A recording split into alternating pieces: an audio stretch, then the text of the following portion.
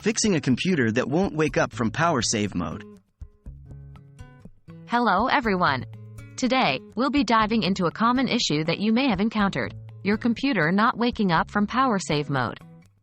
This can be frustrating, especially when you're in the middle of something important. Don't worry, we're here to help you identify possible causes and walk you through how to fix this issue. What is power save mode? Before we delve into the problem, let's understand what power save mode is.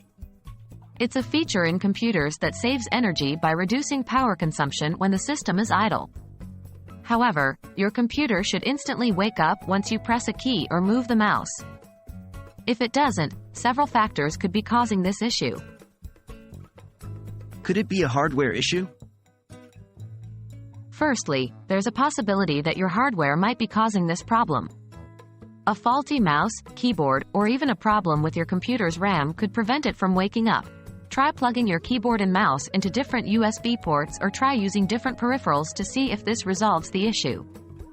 Another hardware-related issue could be with your RAM. Sometimes, reseating your RAM or using a different RAM slot can resolve this problem. Is it a software or driver issue? The problem could also lie within your computer's software or drivers. Outdated system software or drivers can sometimes cause compatibility issues, leading to this problem. Make sure that your operating system and drivers are up to date. Also, check your power settings. Make sure that your computer is set to wake up when a key is pressed or the mouse is moved. Is it a BIOS, UEFI settings issue? Sometimes, the issue may lie in your computer's BIOS or UEFI settings.